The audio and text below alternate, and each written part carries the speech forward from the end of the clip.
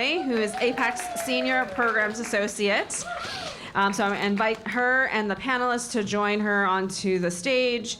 And we have digital strategist Annie Wu Henry, as well as American University senior and APAICS alum Arianna Sinlapasai-Okamura, who, fun fact, came to the Las Vegas Women's Collective Summit that we had, and where her mom was on a panel.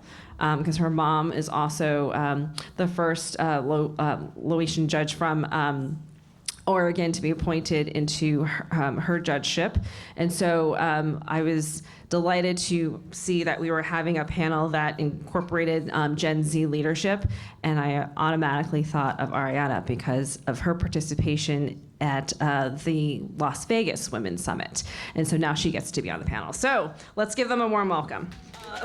Hi, everyone. My name is Mackenzie Loy. I am the Senior Program Associate at APAICS. I'm so happy to see you all here and see some friendly faces as well. I'm really excited for this panel. I've been in a lot of rooms since I've graduated college, and I hear a lot of people talking about my generation, but not really letting us speak about us. So I think this is a really wonderful opportunity for us today. And I really think that our generation has a lot of importance and value in our political system, and I really think that that's something that we need to take a hold of and show our leadership. So today we have Arianna and we have Annie here today to speak a little bit more on Gen Z leadership. Arianna is a fourth-year undergraduate student at American University studying political science and biology. She is an accomplished published author of 2 academic papers. She's actually going to be a senior in college, so I find that really impressive already. And is a dedicated community organizer. Recently, she had a research internship at the Hanover Communications International firm in Brussels, Belgium. So welcome back to our country. Annie is also a progressive creative director and a digital strategy expert. She has worked with AOC, Ro Khanna, and more, notably serving as the social media producer for Senator John Fetterman's campaign in Pennsylvania. Annie has also been profiled by the New York Times and has contributed to some of the largest online advocacy platforms. So thank you both for being here. If you want to share just a little bit more about yourself, we'll then go into the panel a little more. Yeah. Perfect. Thank you so much, Madeline, for your kind words as well, and it is a pleasure to speak with you. As previously mentioned, I've had many inspirational women in my life, including my mom, who is Shapan Sinlapasai, the first Lao judge in the entire United States. And I would like to say also that being here since noon, all of you have also inspired me as well to keep pushing, to go forward, and really contribute as a Gen Z. Thank you. Yeah, hi, thank you, Madeline, and I'm so excited to be here and be chatting with you both. Annie, she, her pronouns, and I'm in from Philadelphia. Love Philadelphia, the home of the Declaration of Independence and also Taylor Swift. But yeah, I'm really excited to talk about young people, and that, like Mackenzie said, we're speaking on it ourselves, because I think that is really important. It's not just talking about young people, but it's having young people actually be able to do that. And I was an adoptee from China and grew up in a super rural, conservative, white town. There was not a lot of advocacy. There was not a lot of diversity or organizing or storytelling. And as I've gotten older and I've gotten more involved in not only the political world, but just the world itself, it's really also nice to be in spaces with other women, with other Asian women, and being in that type of community. So excited to be here. I'm also glad for you guys to be here. I think as your bios have shown and what you guys have talked about, I think you are both leaders in your own ways. And so what to you does Gen Z leadership look like, and where does it show up for you as well?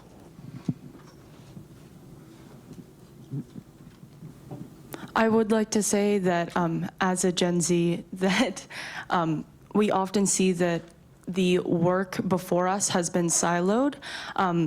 Specifically, there's like one leader, like when you think of civil rights movement, you think of MLK. When you think of the women's rights movement, you also think of other white particularly female leaders. So I would like to point out that while I do really value being a leader in my own community and seeing how other Gen Zs have inspired us, I think it's important to also think about our work as a collective and as a community and what we're doing as alumni and people at this panel to uplift each other, as the previous panel has said, to be an elevator for each other as well. But on that note, I would like to point out some of Gen Z's accomplishments as well.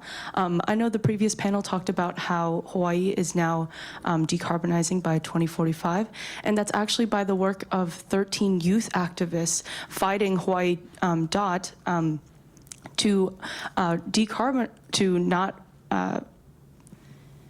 not reinforce pro-fossil fuel policies as well.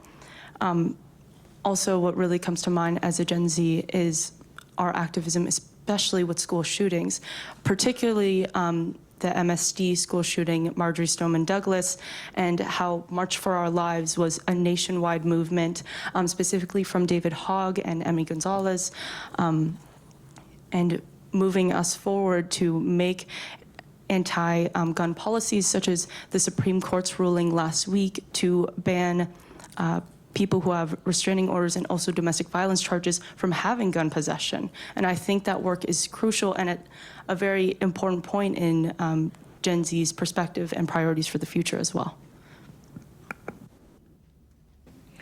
Yeah, I think when it comes to the word leadership and young people, we see, yes, there are so many young leaders, but a lot of the leadership is not necessarily from leadership positions, because a lot of times they are not elevated to those positions yet, but they are the ones doing a lot of the work. When we think about politics, you know, so much of why things get done on campaigns in official offices is because of the staff, is because of the young people that are running those offices, it's because of the young people that read the letters or see the issues and are able to say, we should put forth this type of legislation. We do have, you know, some Gen Z leaders that are either being elected or in positions, like you spoke of gun violence, like we have our first Gen Z representative, Representative Frost from Florida, who then was able to take this issue that young people that were organizers and activists in their communities, doing things like March for Their Lives, and make that then the first office of gun violence prevention in the government. And that is because these issues were championed by leaders in the organizing and in the grassroots level, and then we were able to then elect folks into office who had the power to do those things.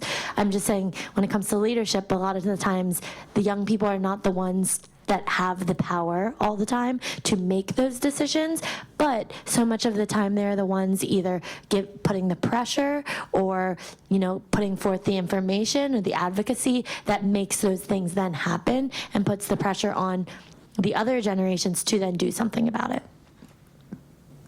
Annie, I think you bring up something really interesting. I think this is something we were talking on the side a little bit about, is that even though we're not in power and we're not making the decisions always, I think in a way we're leaders in our own rights, especially the work that we put in for those leaders.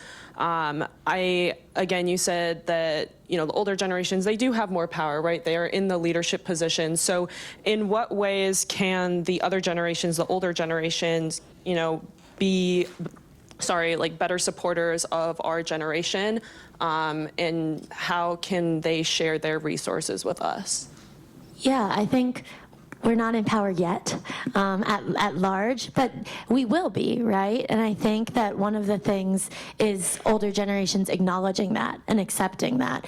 You know, this is a C3 event, and I will not get into specifics, but like I think overall, and it's not one political party or person or anything, that it is a lot of times hard for older generations to give up power to young people and to say it is time for the next generation to step into that and to give that up. Or you know, we talk about previous movements. I went to a show that is about the suffragist movement, and it really shows, you know, Alice Paul, who led, you know, a lot of that movement when it came to the first Women's March and things like that. But there were many organizers and activists before her, but there was this generational conflict that was happening. And then by the end of it, we were getting, when NOW existed in some of these other organizations and talking about the ERA, there were young activists that were going then to Alice Paul's generation saying, it's time for you to let us take the reins. And so this has happened historically.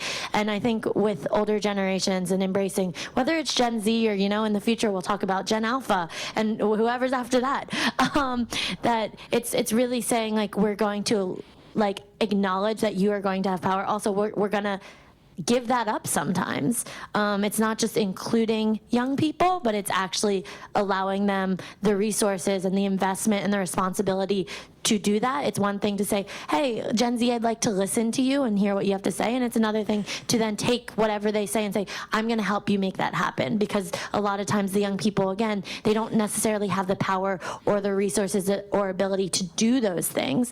But that is oftentimes the other generations that can do that can uplift that can support those things. So I think it's not just having young people be included, but saying, okay, when can I also step aside, or when can I, what do you need from me, versus the other way around. I most definitely agree with your points. Thank you so much. I would also like to say that when we're talking about Gen Z leadership passing that throne onto the next generation, for us and then also for Gen Alpha, we also need to consider that while these resources may exist, they may not be going through the right pipelines. For example, I'm very involved on my school campus at American University, but I constantly have to share out, hey, APAICS is having these fellowships that you should apply to. Here are these scholarships, here are these things, because people don't know where to find them, and especially within our community as first generation or immigrants or kids of immigrants who don't necessarily have English also as their first language. That is an incredibly complicated issue to navigate, especially if they're applying to financial aid for the first time or navigating academic structures. For some of these people, they've never owned a suit. They've never been in a professional environment. They don't know how to set up a meeting. They don't know these basic things that most professional work environments ask them or require of them immediately. So what we need to do, also requesting this of older generations and specifically you guys, is please help us build that self-esteem within the Asian community, especially young Gen Z, because I'm seeing it through these mentorship programs, but once again, we're too afraid to apply, mostly because we're too afraid to ask, and it's that generational divide of filial piety in that the older generation is supposed to tell us what to do instead of us asking. Yeah, I think you guys bring up some really important points, especially about that divide between older generations and younger generations and how we can connect each other a little bit more. I think specifically with the AA NHPI community, I think we put a lot of power within our older generations, and I think a lot of that has to do with life experience, and that's how we support each other and kind of have that kind of balance of power as well in a way. So how, in what ways could the older generation, do you think, connect more with our generation, especially when it comes to politics? I actually wrote a list down after consulting my followers on Instagram, because I realized if I'm on this panel, other people need to hear it too. And I should hear their opinions about asking you as elected officials, as people in higher positions, what they need as well. So a part of this list is helping them build a self-esteem, providing structures for them to see results, building leadership skills, providing healthy food, because the majority of university students don't have access to food or are in food deserts. So if they can have access to food, they're not able to engage politically because they're looking for their most essential needs. And lastly, community basis for economic support. Because again, if we're talking about the Asian community and first generation or immigrants, we're starting from a point of less than zero. Well, I don't have a list written, but I echo all of that sentiment. And if I could just add on, I think that one thing with empowering younger people, and that you all have the ability to do, that I think young people sometimes, they don't know where to start. And so it's easier when someone reaches out to you and says, hey, what can I help you with? Or how can I help you get to where you want to be? Or starting that conversation or just opening up that line of contact. It doesn't even maybe need to be about something specific, but just providing yourself there as a resource so that then they feel comfortable to come to you to ask questions, so that there is a mentorship that's able to be built. Because I think young people, while they feel so passionate about a lot of these things, they don't, a lot of times they don't have the resources, but even to seek them out, they don't know where to begin. And I think searching that out is hard. As I'm a little bit older than you, but getting older and growing up and figuring out the world a little bit, so much of what I've, come to experience is that like a lot of people are just figuring it out. Adults are still figuring it out. My parents are still figuring it out. But like that's something that like I did not know when I was 14 or 18 or 20. I'm still like constantly battling with like imposter syndrome and things like that. And I think with young people, a lot of times they don't want to ask something stupid, or they don't want to like admit that they don't know something. And so providing that and being able to be that resource and empower them to be able to ask questions or have a mentor is such. It sounds like such an easy thing, but something that I think sometimes people just don't initially think of. And so just start, and that helps with building community too.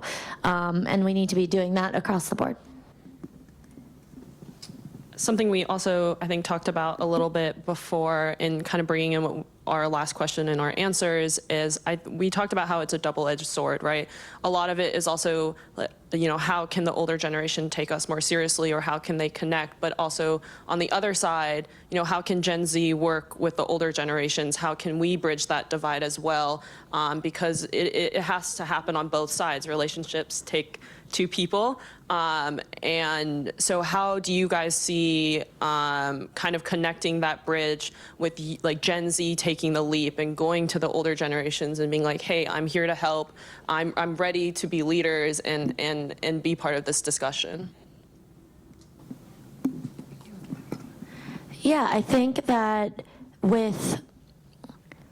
there's definitely the balance that you have to find of people who have come, generations that have come before you, people who have come before you, they have experience, they have expertise, they have wisdom that young people don't always think about the bigger picture. But then at the same time, there's young people that maybe are thinking about things differently, that we need new perspectives.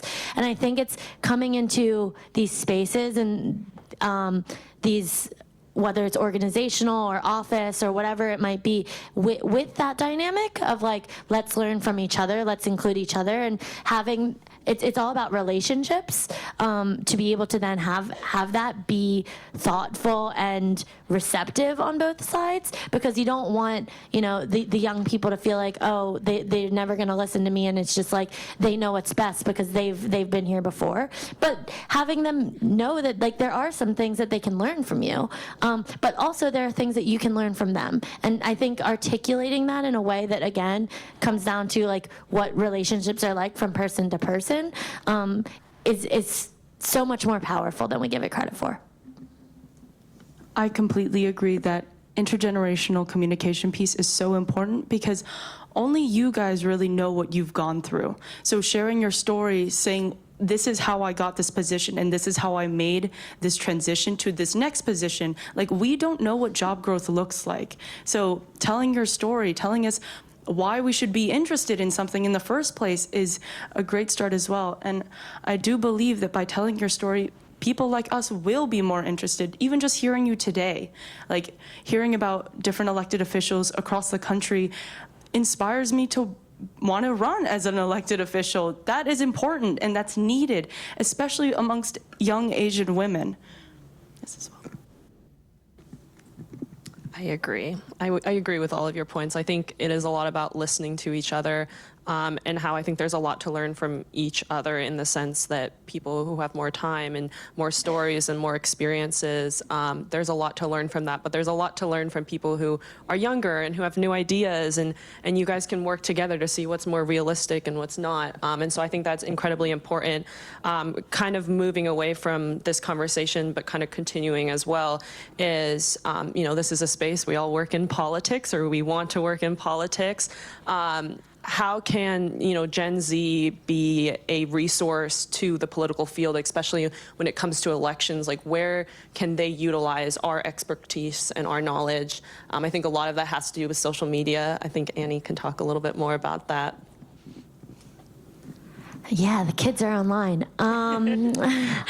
I think, but I mean, we're all online now. But they, like younger generations have had such a different experience with the online space and with what they've consumed growing up, what they see of the world. I think it's a sad event, obviously, but a big defining factor was like 9/11.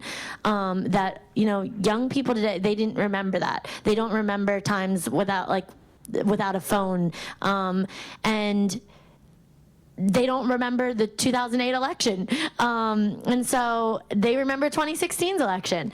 And so I think it's like understanding where people are coming from when it comes to that, and also the influx of information and content that people have been consuming for young people their whole lives. I think back, I'm kind of a Gen Z. I'm like kind of on the cusp. But I think like about some of the election cycles when I was a little less aware, but that it was like so much less in my face because I grew up again in a very rural conservative area. But I was so much less aware of some of that in my community because Facebook was not a thing. I was not seeing all of my neighbors' hot takes. I was not. They weren't ordering, yard sign or like crazy flags off of Amazon that would get there the next day. It was just a bit of a different world. And young people now, like they are getting so much information. And when we talk about like how, whether it comes to mental health or just how happy people feel about anything that's happening with this country, you have to understand it's never felt normal to them because not only did they know about the school shooting that happened, that was national news, but you see all of the updates about every single one happening everywhere. Even if you're not seeing major climate events happening where you are, you're seeing it online of everywhere else in the world that's happening in real time. And that is very exhausting. And I think when we talk about the younger generation and like why they feel so doom and gloom sometimes, it's because ignorance is a little bit of bliss, and they haven't had the opportunity to really have that because, there's misinformation as well, but there's so much information at their fingertips and they can't necessarily get away from it, especially when it comes to the last decade of politics. And so I think what we can do is we can meet them in, obviously, these spaces, which is not a new concept at this point, but also meeting them like where they're at there, but also where they're at personally, and not just talking at them, but talking with them, talking in the way that they're actually going to be receptive to it and hearing them, including them in that, and not just, again, giving them information for information's sake or kind of like talking down to them, but talking, again, with them. We can use these spaces to also create community. Social media is a powerful thing, and I say power because it can be good and bad, but you can use it for a lot of positive things, I say growing up, I didn't have a lot of people that I could relate to, whether it was as an adoptee, whether it was as someone who shares some of the beliefs that I have in the town that I lived. And now something really beautiful is that like young people can go online and connect with folks that they have community with in so many different ways that live across the country from them, and see that is there, that there are people like them, or that there are people that share their values or beliefs. And so I think like tapping into that and creating community like we have in person, but also in these digital spaces that then we can also then transfer back to the in real life spaces is such a powerful tool that we can use. And to go off your point, I would also like to point out that because we're Gen Z, a lot of our social circles are also online. So people may also have friends who are in Taiwan when the earthquake happened, or in Mexico, or in Europe, for example, and that makes it harder to also disengage when they see news on the media affecting those areas in which their friends could also be affected as well. But I would also like to say that with the social media piece and talking about power, social media has also created like this funnel of anxiety and avoidant attachment with Gen Z specifically because they're so unable to disconnect. And that learned helplessness is making it harder for them to engage in politics because it's in front of their face every single day. So while it is important to engage in those spaces on social media, and I know my mom says this all the time, like, please disengage, please get off of your phone. Just like, look at something besides the news for once. Gen Z, we do need those ads online. Like seeing APAICS's ad for their fellowship on Instagram was important for me because it reminded me like, oh, I have this upcoming and I should make that list to reach out to all of you as well. And a part of that piece also with that negative power is that social media is making it harder for Gen Z to also discern reality because especially within the previous conflicts that have been happening around the world, is this AI generated? Like, is this fake news? Like, especially with the latest presidential debate, like what's fact or not? It's so hard for them to also engage in politics because they don't know whether or not to have an opinion or not have an opinion, or if their opinion is even on something that's real in the first place.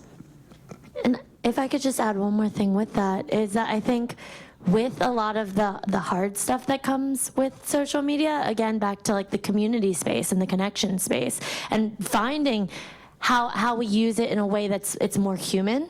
And I will say about the just like ANHPI community at large, I don't think our community has done as good of a job as some of the other marginalized communities to create those senses of connection. And we have now organizations and groups and things that are making those efforts, but I do think outside of some other groups, like we are a little bit behind that in creating these spaces for us. You know, we look at things like Black Twitter, that there's very much a sense of community and fellowship there, you know, but like where can we have spaces, whether it be also things that are lighter, like cultural, celebrating our wins, and we have those things starting to become more prevalent amongst our community, but how do we continue to grow that? Arianna, I think you brought up something really important. I think both of you did, but there are good and bad sides of social media. And for our generation, you know, we grew up with school shootings and practicing school drills. And then we see that on the news constantly. And over time, we see about global warming and about how towns are being swallowed up by the ocean.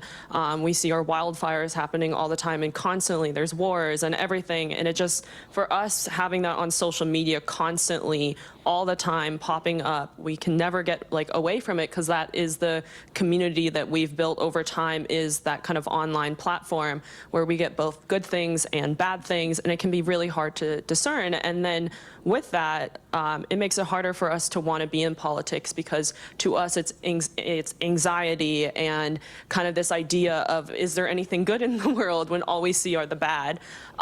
So especially with, you talked about the ANHPI population and creating community, how can we do better about continuing to, you know, engage our generation to be more civically involved as young ANHPIs, especially since a lot of some Gen Z still can't vote yet, they're not 18. So it's kind of that legally we can't do a lot, but a lot of us can. So how can we continue to make strides, specifically politically and voting, and kind of continue our power in the larger United States?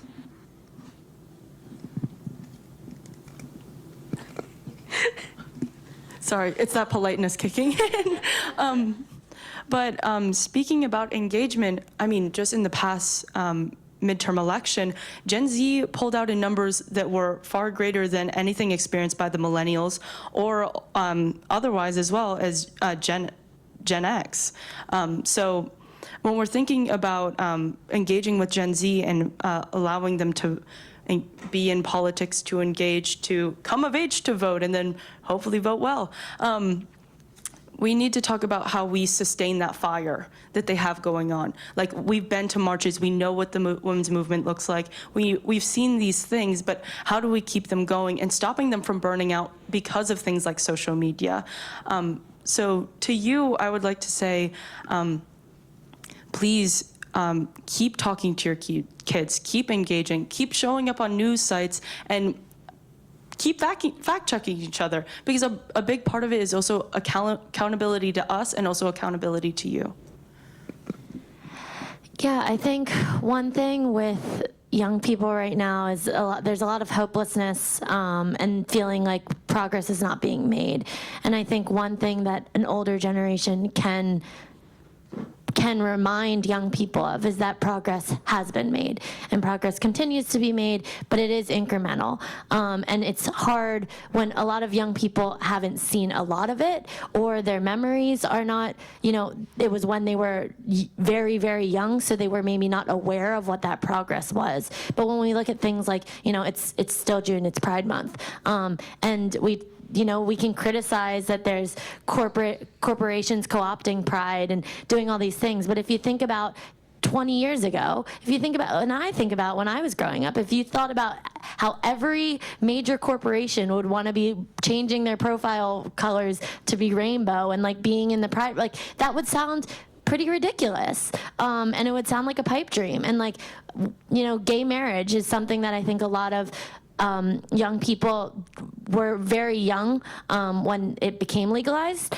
and so they don't realize that how long of a fight that was to get there. And so I think for older generations, whether it was I just saw this thing with the suffragist movement, and it reminded me that like progress is really incremental, and we can wish that it wasn't, and we can wish that we were a lot further for a lot of these issues, but we're getting there. And I think something that older generations can remind younger people, like what have you experienced, what changes have you seen in your lives, and like that it is worth it to be involved and to be engaged, and that like because of that, like your experiences and because of what you've been involved in, like that's why we have XYZ. And then we need people to continue that on. And will they see every single change that they want to see? Will I see every single change I want to see in my lifetime? Probably not. But ideally, we get a little bit closer, so then that generation can carry it even further. And so I think something that an older generation can remind young people of is that like we haven't always even been where we're at. And even if things feel really bad, like, I can't imagine how, the civil rights movement was a really hard thing, I'm sure.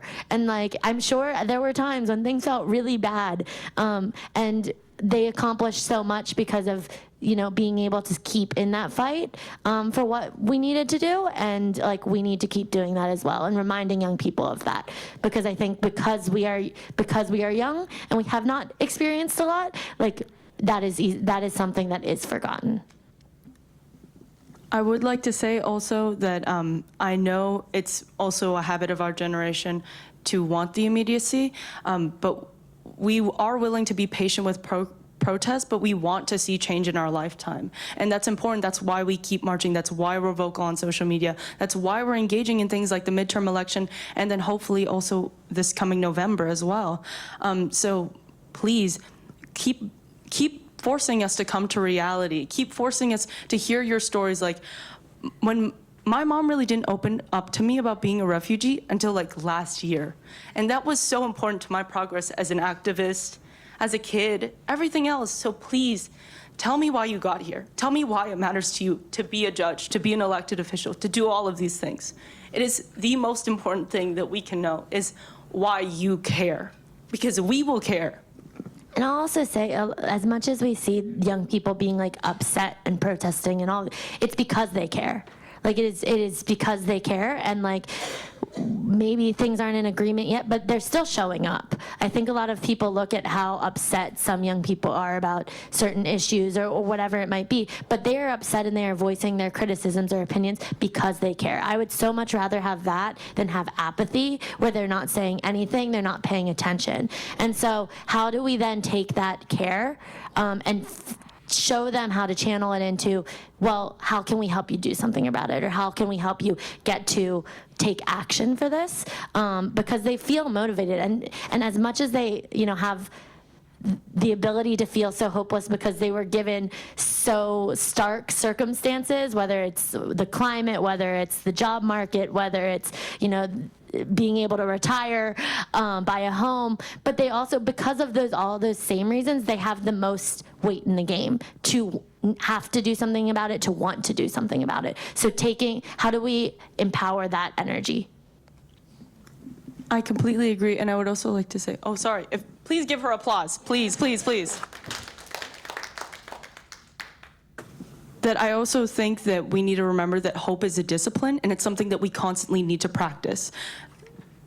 Yes, so Gen Z, we need to keep looking for the future. Like, even in spite of our extreme existential crisis that is climate change, we need to keep working towards not having our shorelines recede or extreme wildfires and things like that as well. I think I agree with you guys completely. Before we go to Q&A, I think to sum it all up, is we have a high school program, and one of the questions we asked all the kids were, what was like the first time you became politically involved? And sadly, a lot of those answers were one of the school shootings. So in that sense, for us, being politically engaged means starting at something pretty horrible that we heard about and is constantly bombarding us online or on the news or in front of us, even in our schools and our daily lives. So I would say just give us grace. We have a lot of, like you guys mentioned, we have a lot of care that we would like to give. We're also the generation that is more willing to look at our mental health. And that means that we have a lot to give to others, and we are willing to listen to you all because we want to hear your stories, and we want to support you all, and we're so willing. So just give us a chance. I think we can show you that we can be pretty awesome people.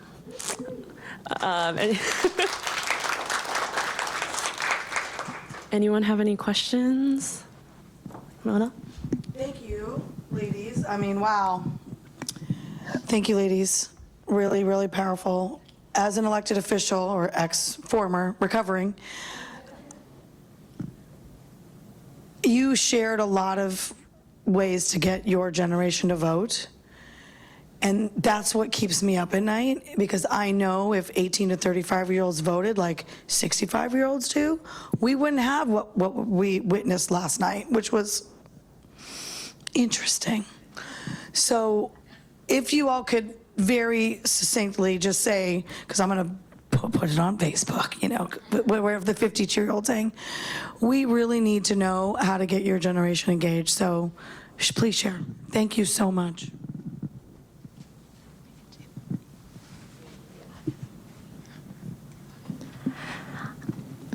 One thing that I think that young people are really frustrated on in this moment is that they feel like people aren't listening to them. And as simple as that sounds, I think that having spaces and having places and showing that elected officials, people in power, wherever that might be, are listening, and not just listening in, like I said earlier, of like, you're gonna be invited, but like actually listening in a like, we want to then do something about this. There's one thing to be invited to have a seat at the table, and there's another thing of actually someone listening to what you're saying and having the ability to be able to talk.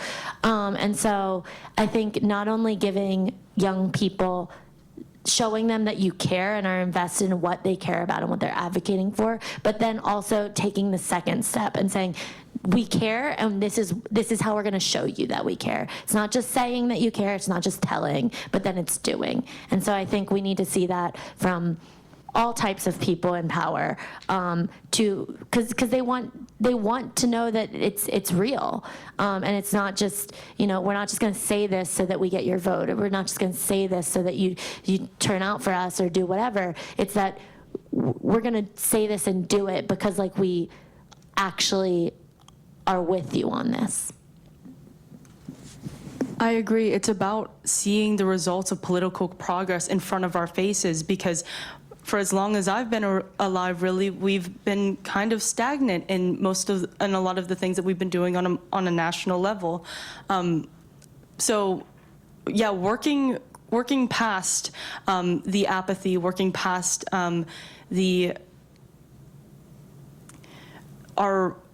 unwillingness to, or our overwillingness to cater to a certain side instead of engaging in dialectical thinking and coming up with a compromise is incredibly important. I will also say that young people, like, they're the most real about things. Like, we look at TikTok and why people will pull out their phone and we see these crazy, but it's because they feel just so comfortable, sometimes too comfortable. But like they don't want like bullshit. They don't want these filtered things that feel really produced or oversold. Like, we've been being sold to our entire lives, whether it's politically but also just otherwise because of how much we consume. And so I think they just would rather you be straight up with them. Like, we'd rather someone say, we're not going to do something about this issue, but we'll do something about this, and like that's the best we can do for you right now, and like we will try to do more. But being given like things like false promises or whatever, I think they're really tired, because then it feels like a little, I don't know what the word is, but like they'd rather things be real. And I think, like, even again, Mona brought up last night, like, let's just be real about it. Like, it was not great. The circumstances though don't change, right? They don't change what's at stake. And so, like, let's not try to sugarcoat things. Let's not try to, like, it feels very gaslighty to young people. And we would rather people just be real and honest. And I think we see that when it comes to politics across the board, the things that resonate with young people, but I'd say people just in general, is the stuff that feels authentic. And we don't have to create authenticity. We just need to be authentic. Thank you. First of all, I just wanted to say thank you for sharing all of your thoughts. It's so genuine, it's totally touched me, but I also want to share some good news with you. I am one of the co-chairs for Asian Pacific Islanders Coalition, which is a coalition of different AAPI organizations throughout the state of Washington. We have 7 chapters all around the state, including Seattle area's chapter, which is the biggest one. But we do have also Eastern King, which cover the Bellevue area, so on and so forth, Spokane area, and also Yakima, so on and so forth. And I'm the South Puget Sound chapter's co-chair. We have a yearly race dialogue right now because of what we have seen happen several years back that started us to do this. We realize it's very important for us to have that conversation with everyone. And in this year's race dialogue, we have a young lady from AAPI Youth Rising. I don't know if some of you know that group or not, but they are a wonderful group. And their leader started the organization when she was in high school. And it touched me greatly once I found out about this group, because I saw, how can someone who's so young to start a nonprofit organization and now have chapters all throughout the country? It can happen if you make it happen. So I invited her to join us for this race dialogue to talk about her experience. And now we are going to start our first ever Youth Advisory Council for our APAICS. I want to share that with all of you because I want you to know we do listen and we do want to do something to make room for the young leaders. And we do think that we cannot do this without you. I certainly personally feel that way. Okay, I'm a teacher by heart, but I also have been in your shoes before when I was a college student, and I feel that I wanted to do something, but people are not giving us the opportunities. So now I'm in the position to be able to do this. I wanted to do this, but I have not received a lot of applicants yet.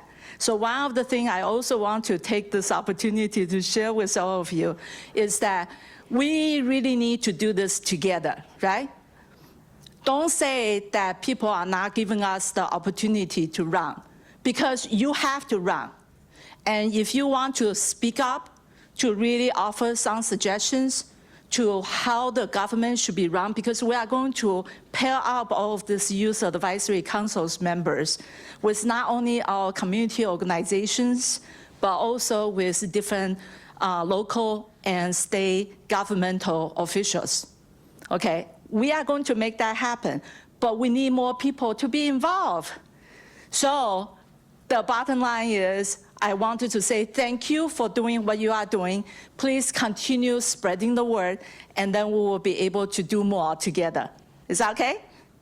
I love to actually hear you, your thought when it comes to this. How do you motivate others to get involved with this? And then, that, like yourself. And then the other thing is that we know the social media is one aspect that you guys use a lot. But there is another very important aspect of media that are not really utilized a lot yet, which is the community media. And almost all of the major cities have community media. And I don't know if you know this or not, they usually don't charge you anything for you to learn how to use the media to share your stories, put some kind of program together, and then share that with the community through their different media channels. So I would strongly suggest that everybody try to utilize that too. Thank you. I think that's a wonderful idea, and to be honest, creating spaces like this where Gen Z leaders can talk with you guys is the first step in the everywhere. So also having a youth council is incredibly important.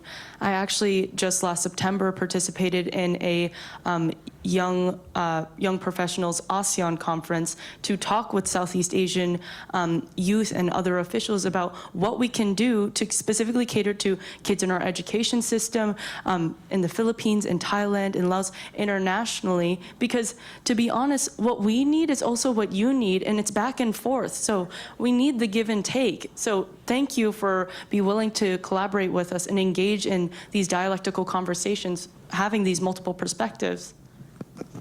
And I'll just say, yeah, it's great that you created a youth council. And that's, I think, a really good example of showing that, like, not just, like, if something hasn't existed before, it's not, oh, how do we fix or how do we, like, change things to include young people? Sometimes it's making additional room and making additional spaces that didn't exist before. Or not saying, oh, how do we, like, shift this system to make it make sense with what these Gen Zs are saying. Maybe it's like rethinking how that system works, or maybe it's saying, like, what would you do, and it's going about something in a totally different way. And so I think it's being able to invest in these spaces, and you won't get out of it until you actually put thoughtful investment into it. So I think that's a great example. Thank you for sharing.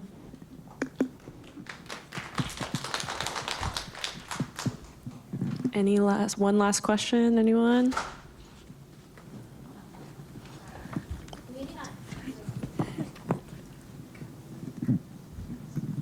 Maybe not a question, but I just wanted to thank APAICS and for creating this opportunity and space for you all to share your stories and to just give you an opportunity to share your voices.